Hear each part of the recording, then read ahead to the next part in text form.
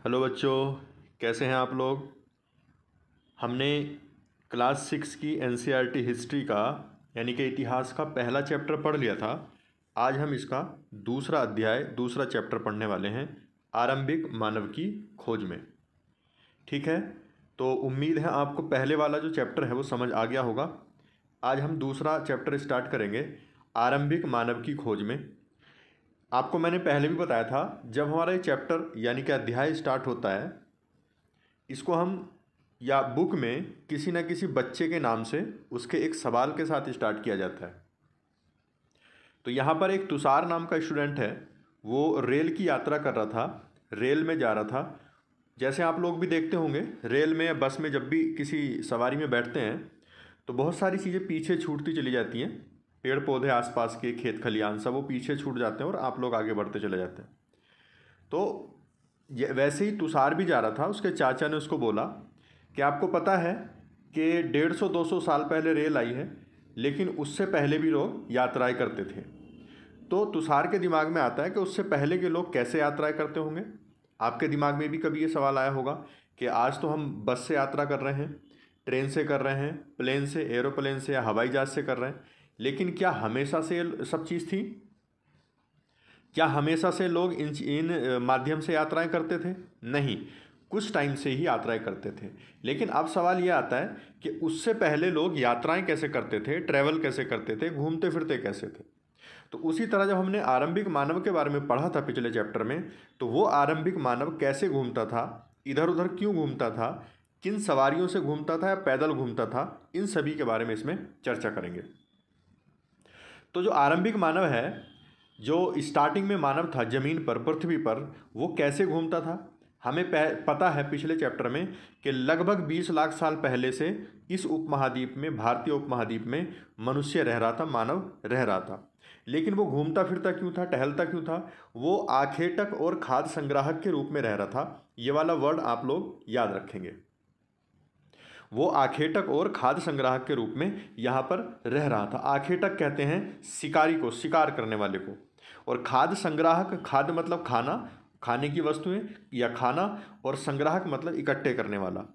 तो जो खाना था, जैसे आज हम खाना खाते हैं, रोटियां बनाते हैं, चावल बनाते हैं, हम आग पे उसको पकाते हैं, फिर उसको खाते हैं।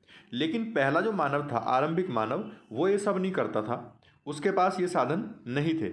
वो सीधा जो खाने की चीज़ें हैं उनको वन में से, जंगल में से, जैसे आजकल फल होते हैं, बहुत सारी कंदमूल होती हैं, जड़ें होती हैं, तने होते हैं खाने के, तो वो उनको जंगल में से निकालता था और सीधे खाता था। आखेटक मतलब शिकारी, वो शिकार करता था जानवरों का और सीधे खाता था। आग का आविष्कार उस टाइम पर नहीं हुआ था। ना उस टाइम पर आग का आविष्कार था, ना पहिए का आविष्कार था, ना कृषि का आविष्कार था, ना ही उसने अभी जानवरों को पालना सीखा था। ये धीरे धीरे चीज़ें होंगी। वो जानवरों को पालना सीखेगा, फिर एक जगह रहना स्टार्ट कर देगा, बसना स्टार्ट कर देगा। जैसे आज हमारे गांव बस जाते हैं, मोहल्ला बस जाता है। फिर वहाँ पर पहिए का आविष्कार होगा, वो आना जाना स्टार्ट कर देगा। फिर आग का आविष्कार होगा, वो जो चीज़ें बना रहा है, पैदा कर रहा है, उसको पकाना स्टार्ट कर देगा। लेकिन स्टार्टिंग में ऐसा नहीं था। तो जो आरंभिक मानव है उसको आखेटक और खाद्य संग्राहक कहा जाता है। अब आप ध्यान दीजिए, आप अपने आसपास भी देखते होंगे, अगर ये सीजन किसी फल का चल रहा है तो अगले सीजन में वो फल नहीं मिलेगा, यानी कि कुछ टाइम के लिए ही फल उपलब्ध रहता है। अगर आम का सीजन है तो सेब नहीं मिलेंगे, सेब का सीजन है तो आम नहीं मिलेंगे, संतरा नहीं मिलेगा, इस तरह की चीज़ें नहीं मिलती हैं। तो उस टाइम पे भी क्या रहा होगा, जो आरंभिक मानव है वो इधर उधर घूमता होगा। जैसे ही उसने एक पर्टिकुलर एरिया से, सपोज करो वन का कोई एरिया है, जंगल का कोई एरिया है, वहाँ से उसने फल खा लिए, ख़त्म हो गए वो, अब उसको दूसरी जगह जाना पड़ेगा, तो वो एक जगह से दूसरी जगह चलेगा, यात्राएं करेगा। वैसे ही कोई भी चीज़, जैसे पानी का साधन है, कहीं से पानी उसको मिल रहा था, नदी हो, झरना हो या तालाब, जहाँ से भी उसको पानी मिल रहा है, तो आपने देखा होगा आपके आसपास के पानी के जो स्रोत हैं वो भी सूख जाते हैं एक टाइम के बाद। बारिश में या बरसात के मौसम में आपको सब जगह पर पानी दिखेगा, पानी भरा हुआ मिलेगा, लेकिन गर्मी में, बाकी मौसम में वो पानी सूख जाता है। तो उसी तरह से जो आरंभिक मानव था उसके लिए भी पानी उपलब्ध तो था, लेकिन वो टाइम टू टाइम सूख जाता होगा। तो एक तो वो पानी की तलाश में इधर उधर घूमता होगा, एक वो खाने की तलाश में, जब एक जगह का खाना ख़त्म हो गया तो दूसरी जगह से उसको खाना है। तो पानी की तलाश में इधर से उधर घूमता है, खाने की तलाश में इधर से उधर घूमता है। उसी तरह से वो आखेटक भी था, यानी कि शिकारी।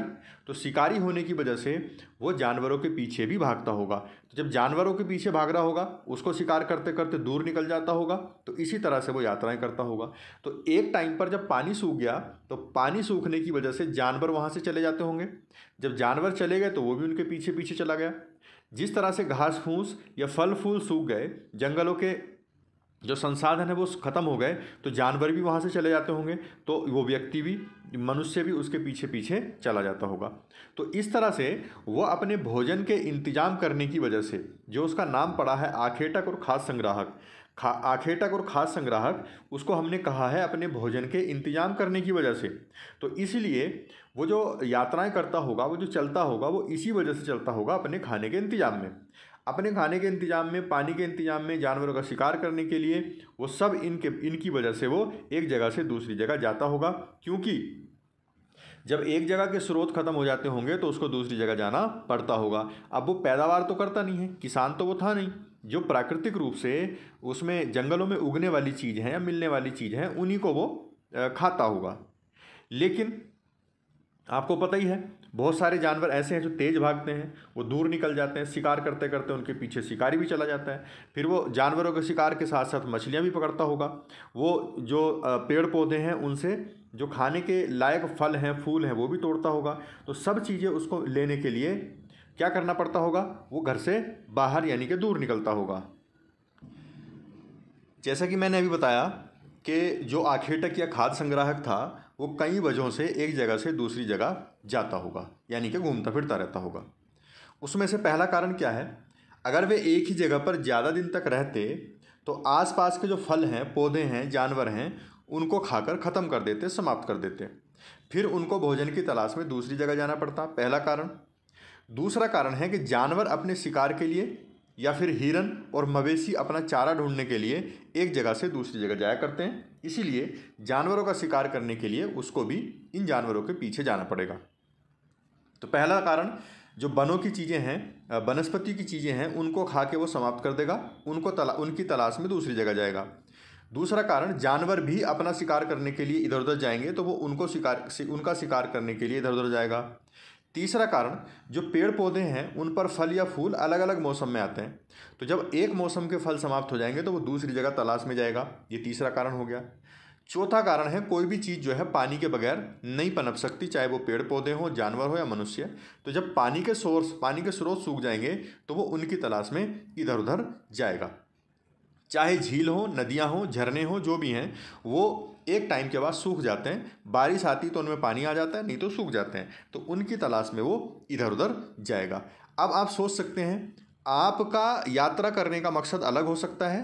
पुराने जो व्यक्ति थे, आदि मानव, उनका यात्रा करने का जो तरीका है वो अलग हो सकता है, वजहें अलग हो सकती हैं। अब हमें सवाल आता है कि आरंभिक मानव के बारे में जानकारी मिलती कैसे है।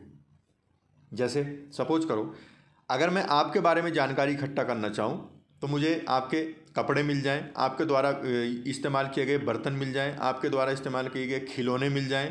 तो ये जितने भी सामान हैं आपके द्वारा इस्तेमाल किए गए, उनसे मुझे आपके बारे में पता लग जाएगा। अगर आप मोबाइल इस्तेमाल करते हैं और मुझे मोबाइल आपका मिल जाए तो पता लग जाएगा कौन सा मोबाइल इस्तेमाल करते हैं।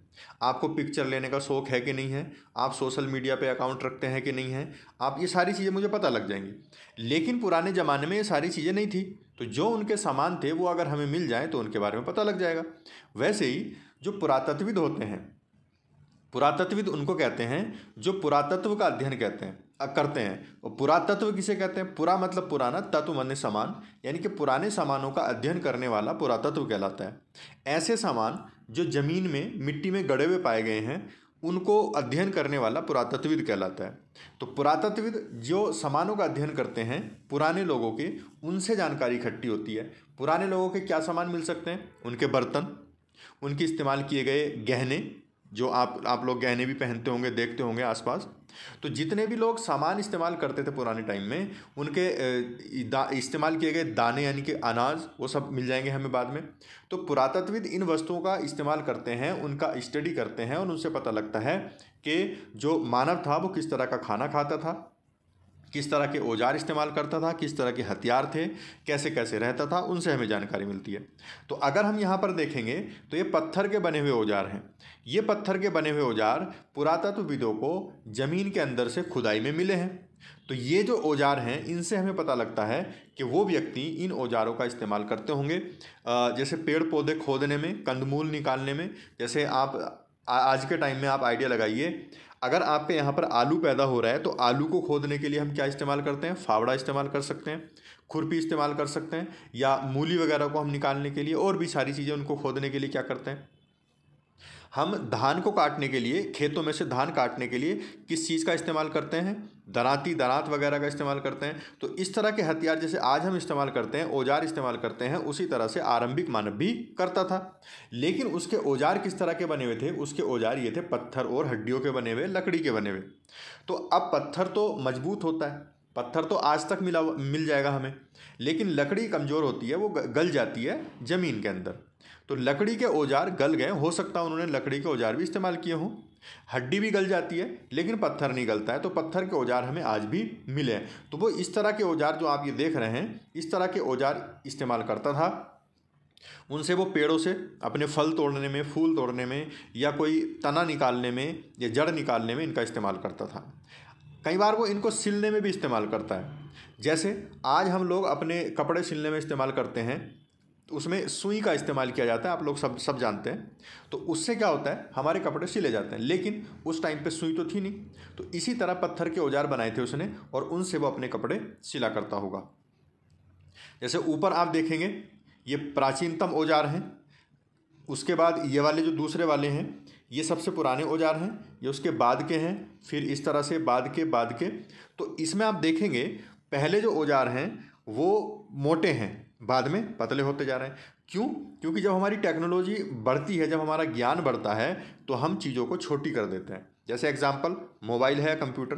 पहले मोबाइल बहुत बड़ा आया करता था जब स्टार्ट हुआ था, अब मोबाइल बहुत छोटे हो गए, बहुत पतली स्क्रीन उनकी आने लग गई है। तो ये टेक्नोलॉजी का फ़र्क पड़ता है। जब हमें किसी चीज़ का ज्ञान होता जाता है तो हम उसको शार्प बनाने लगते हैं।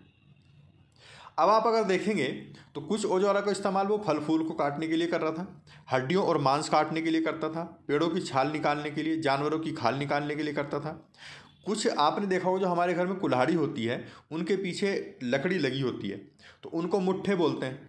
तो उसी तरह वो भी इस्तेमाल करता होगा लकड़ियों का, या हड्डियों के मुट्ठे लगाते होंगे, लेकिन वो लकड़ियाँ गल गई होंगी तो अब वो हमें नहीं मिली हैं।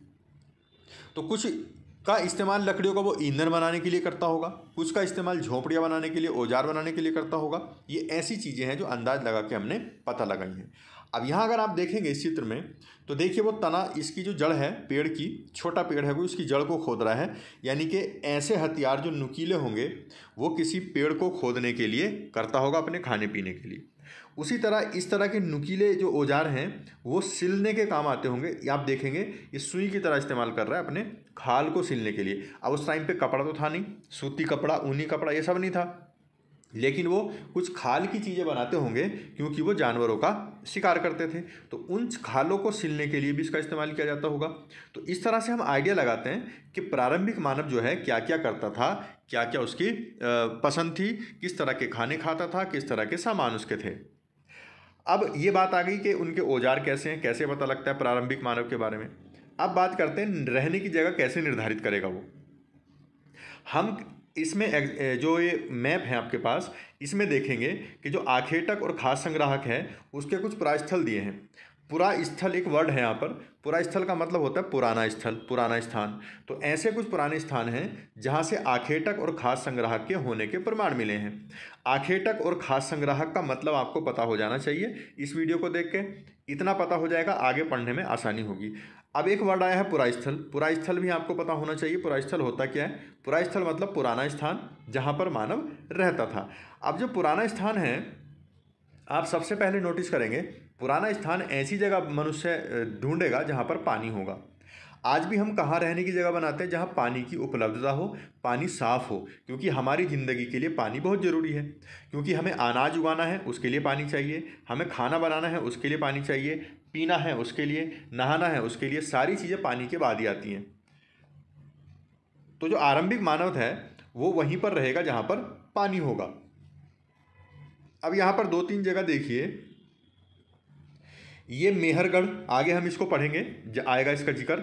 मेहरगढ़ के बारे में याद रखेंगे, यहाँ पड़ता है ये, जो पाकिस्तान से आगे ईरान वाला एरिया जा रहा है। बुर्जहोम ये कश्मीर में पड़ता है, तो इसको आप याद रखेंगे। यहाँ पर आप लोग भीमबेटका याद रखना, ये वो एरिया है जो पिछले चैप्टर में हमने पढ़ा था। आपको पिछला चैप्टर याद होगा, ये वही भीमबेटका है जो नर्मदा नदी के आसपास है। नर्मदा नदी, जब हम कक्षा 6 का चैप्टर फर्स्ट पढ़ रहे थे, वहाँ हमने नर्मदा नदी के बारे में पढ़ा था, जहाँ पर आरंभिक मानव रहता था, जहाँ से हमें आरंभिक मानव के प्रमाण मिले हैं इंडिया के अंदर। तो ये वही एरिया है। भीमबेटका की गुफाएं अब हम पढ़ेंगे। इन गुफाओं में सबसे पहले उसने रहना स्टार्ट किया था। तो भीमबेटका गुफाएं मध्य प्रदेश में पड़ती हैं। ये नर्मदा नदी वाला वही एरिया है। आप फिर कुरनूल की गुफाएं याद रखेंगे। कुरनूल की गुफाओं से बहुत सारे आग के साक्ष्य मिले हैं, यानी कि जो अग्नि है, आग है, आग की सबसे पहले साक्ष्य भारत में यहाँ पर मिलते हैं। इनाम गांव याद रखेंगे, चिरांद याद रखेंगे, कोल्डीवा, ये महागढ़ा, ये सारे जो ये दाउजली हेडिंग है, ये सारे जो एरिया हैं, ये सारे जो स्थान हैं, ये सब हमें याद रखने हैं मैप के ऊपर। भारत का मैप है, इसमें आप याद रखेंगे इन सारे एरियाज़ को। आगे हम इनके बारे में पढ़ने वाले हैं, ठीक है। अब जो पत्थर के उपकरण हैं, जो पत्थर के हथियार औजार हैं, वो बहुत महत्वपूर्ण थे, क्योंकि जो लोग ऐसी जगह ढूंढते थे जहाँ अच्छे पत्थर मिल सके। पत्थर क्यों ढूंढते थे भाई? आज हम कहाँ ढूंढते हैं, कौन सी जगह ढूंढेंगे? अगर आप आज किराए पे रहना स्टार्ट करोगे या घर बनाना स्टार्ट करोगे, तो ऐसी जगह ढूंढोगे जहाँ इंटरनेट मिल जाए, जहाँ मोबाइल के टावर हों, जहाँ मोबाइल की रेंज, उसके नेटवर्क आते हों। क्यों? क्योंकि जो चीज़ें हमें ज़रूरी होती हैं हम उन्हीं को देखते हैं। तो आज के टाइम में जैसे इंटरनेट ज़रूरी है, या मोबाइल के टावर ज़रूरी हैं, मोबाइल के नेटवर्क ज़रूरी हैं, आप ऐसी भी जगह ढूंढ सकते हैं जहाँ हमारा स्कूल पास में हो, कॉलेज पास में हो। तो सारी चीज़ें उस हिसाब से देखी जाती हैं जो चीज़ें ज़रूरत की होती हैं। उसी टाइम पर उन लोगों के लिए क्या ज़रूरी थी? पत्थर के औजार बनाना ज़रूरी था। तो वो ऐसी जगह ढूंढते थे जहाँ पर पत्थर मिल जाए। तो इसी तरह से ध्यान देखना, जो चीज़ मनुष्य की ज़रूरत होती है वो उसके हिसाब से अपनी जगह ढूंढता है। अब यहाँ पर भीमबेटका मैंने बताया था, भीमबेटका मैप में हमने पढ़ा था, ये मध्य प्रदेश में है, आज के जो मध्य प्रदेश है। वहाँ पर गुफाओं और कंदराओं में रहता था व्यक्ति, जो मनुष्य था वो गुफाओं में रहता था। क्यों? क्योंकि उनको घर बनाने नहीं आते थे, उनके पास ये टेक्नोलॉजी नहीं थी कि घर कैसे बनाए जाएंगे, तो वो सीधे गुफाओं में रहा करते थे। गुफाओं में रहते थे, वहाँ बारिश और धूप से बचने के लिए। जब हम अपने घर बनाते हैं तो बारिश धूप से बचने के लिए बनाते हैं, ठंड से बचने के लिए बनाते हैं, हवाओं से बचने के लिए बनाते हैं। तो वो भी इसीलिए रहता होगा क्योंकि गुफाओं में रहना उसकी मजबूरी था, उसको घर बनाने नहीं आते थे, ठीक है।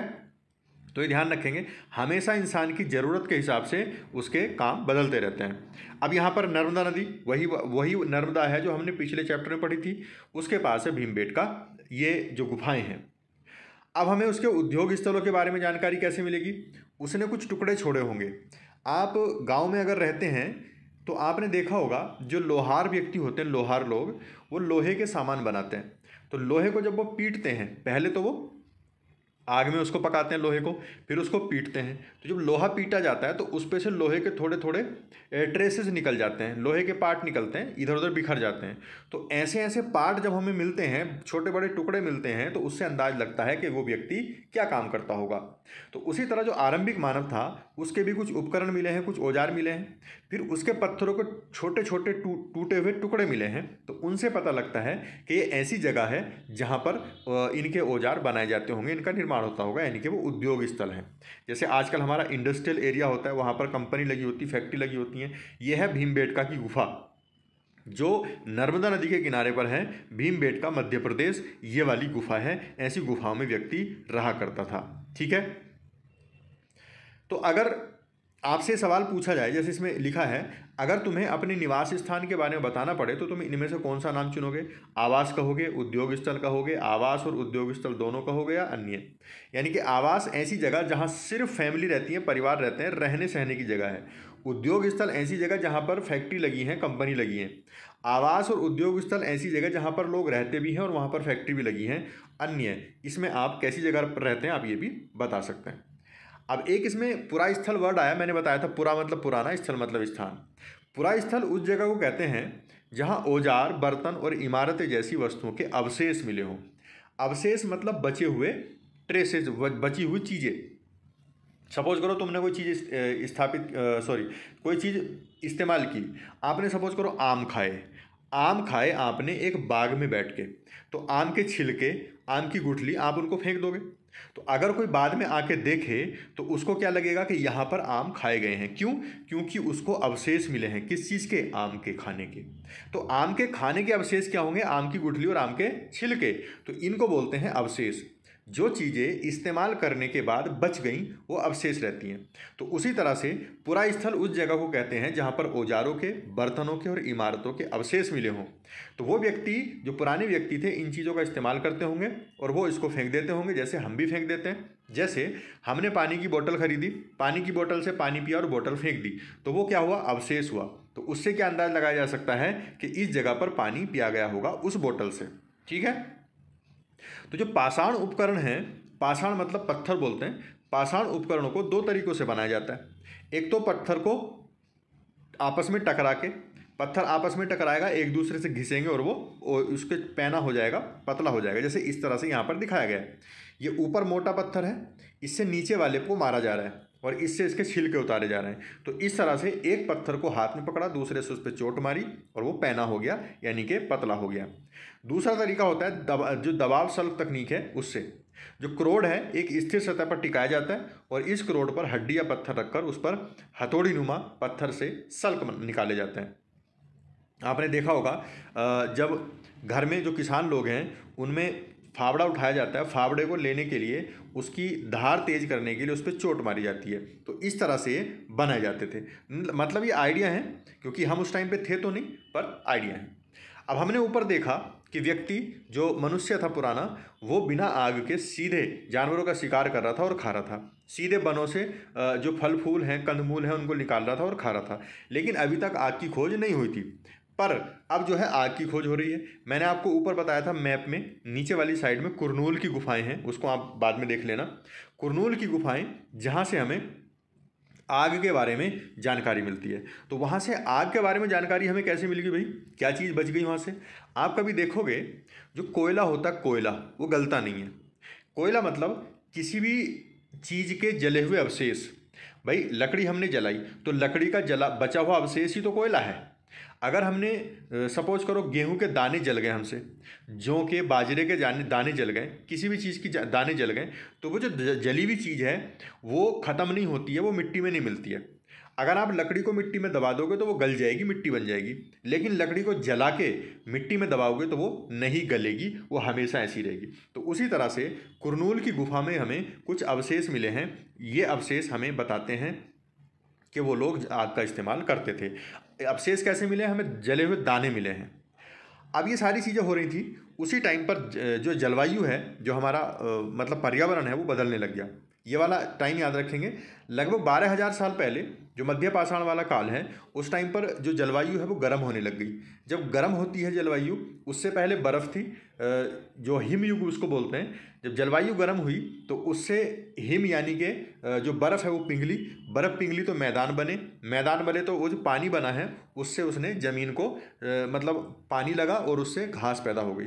जब घास पैदा हुई तो वो जानवरों के खाने की थी। तो गाय, भेड़, बकरी, भैंस, बारहसिंगा, हिरण वगैरह, ये लोग घास पर जिंदा रहते हैं, ये जानवर। तो इन्होंने उस घास को खाने के रूप में इस्तेमाल किया और इनकी जनसंख्या बढ़ी। जब ये जानवर की जनसंख्या बढ़ी तो व्यक्ति को खाने का जो है इंतजाम हो गया, उसको उन्होंने पालना इस्तेमाल कर दिया। जब उसको पालना शुरू किया, जब जानवर पालोगे आप लोग तो आपको एक जगह रहना पड़ेगा, उनके लिए चारा लाना पड़ेगा। जब आप अपने घर में उनको बांधोगे तो खिलाने के लिए चारा देना पड़ेगा। तो जब एक जगह रहना स्टार्ट कर दिया तो इस तरह से अब व्यक्ति जो है रहना स्टार्ट कर दिया। यानी कि पहले जो व्यक्ति गुफाओं में रहता था, जो व्यक्ति शिकार करता था जानवरों का, अब वो उन्हीं जानवरों को पाल रहा है अपने घर में, और पालने के बाद उनके लिए खाने का, चारे का इंतजाम कर रहा है। फिर वो खेती करना इस्तेमाल कर गया, जानवरों को पकड़ पकड़ के उसने पालतू बनाना स्टार्ट कर दिया। जो सबसे पहले उसने जानवरों को पालतू बनाया था वो था कुत्ते का पूर्वज। तो सबसे पहले ध्यान रखना, व्यक्ति ने, मनुष्य ने जिस जानवर को पालतू बनाया वो क्या था? कुत्ता। और जिस फसलों को उसने उगाना स्टार्ट किया वो गेहूं और जौ और धान थी। तो सबसे पहले गेहूं, जौ और धान उसने उगाना स्टार्ट किया। सबसे पहले भेड़, बकरी, गाय, भैंस, इनको पालना स्टार्ट किया। हमने ये भी स्टार्ट देख लिया था पहले, गेहूं और जौ और चावल कहाँ कहाँ वो उगा रहा था। ठीक है, तो ये सारी चीज़ें ध्यान रखेंगे। पहले पहले वो जो खाने की चीज़ें थे उनको बटोरता था जंगलों से, लेकिन अब उसने उसको पैदा करना स्टार्ट कर दिया था। अब आप यहाँ पर इसको ध्यान रखेंगे, नाम और तिथियाँ, ये ध्यान रखना। इसमें एक वर्ड आया है पुरापाषाण। पुरा मतलब पुराना, पाषाण माने पत्थर, यानी कि पत्थर वाला काल, प्राचीन पत्थर वाला काल, इस तरह से आप कह सकते हैं। पत्थर वाला प्राचीन काल, पत्थर वाला मध्य काल, पत्थर वाला आधुनिक काल। तो पुरापाषाण, मध्य पाषाण और नवपाषाण काल ये टाइम है। तो इनकी नाम याद रखेंगे कि जो 20 लाख साल पहले से 12,000 साल पहले का है उसको पुरापाषाण कहते हैं, और ये 12,000 जो 20 लाख साल पहले से 12,000 साल पहले के टाइम को पुरापाषाण कहते हैं। और जो मध्य पाषाण है वो 12,000 से 10,000 के आसपास मिलेगा आपको।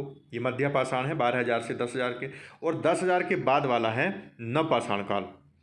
तो इस तरह से हम इसको टाइमिंग को, अब इसमें एग्जैक्ट टाइम नहीं है, एक्चुअल टाइम नहीं है, सिर्फ अंदाज लगाया गया है। तो जो पाषाण काल वाला एरिया है, पाषाण काल वाला टाइम है, उसमें 99% कहानी हमें मनुष्य की मिलती है। ये जो 12,000 साल पहले से 10,000 साल पहले वाला काल है, इसको मेसोलिथिक भी कहते हैं। मेसोलिथिक यानी कि मध्य पाषाण काल। इसमें जो हथियार थे, जो औजार थे, वो छोटे हो गए थे, इसलिए उनको माइक्रोलिथ यानी कि लघु पाषाण भी कहा जाता है। तो ये वर्ड आप लोग याद रखेंगे, यहाँ से सवाल पूछा जाता है। ठीक है। नवपाषाण काल का मतलब क्या है? जो नए पाषाण के हैं, यानी कि जो पत्थर के औजार थे वो शार्प हो गए थे, तेज हो गए थे, उसको बोलते हैं नव पाषाण काल। ठीक है। अब जो शैल चित्रकला है, शैल चित्रकला में आप ये देखेंगे, जो गुफा में रह रहा था इंसान, जो मनुष्य गुफाओं में रहना स्टार्ट किया था, उसने ऐसे ऐसे चित्र बनाए हैं गुफाओं की दीवारों पर। तो आप भी देखेंगे, जब हम 10th में, 9th में, 6 में यानी कि स्कूल में पढ़ते हैं, आज आप लोग 6 में हो, तो आप जो वहाँ पर अपनी कला बनाते हैं, आर्ट बनाते हैं, उसमें वही चीज़ बनाते हैं जो अपने आसपास होते देखते हैं। तो मनुष्य ने अगर ऐसे चित्र बनाए हैं गुफाओं में, इसका मतलब उसने वही बनाया होगा जो वो कर रहा होगा। तो यहाँ पर ये हिरन है, इसके पीछे शिकारी भाग रहा है, इसका मतलब वहाँ पर शिकार किया जाता होगा, इसलिए उसने ऐसे चित्र बनाए।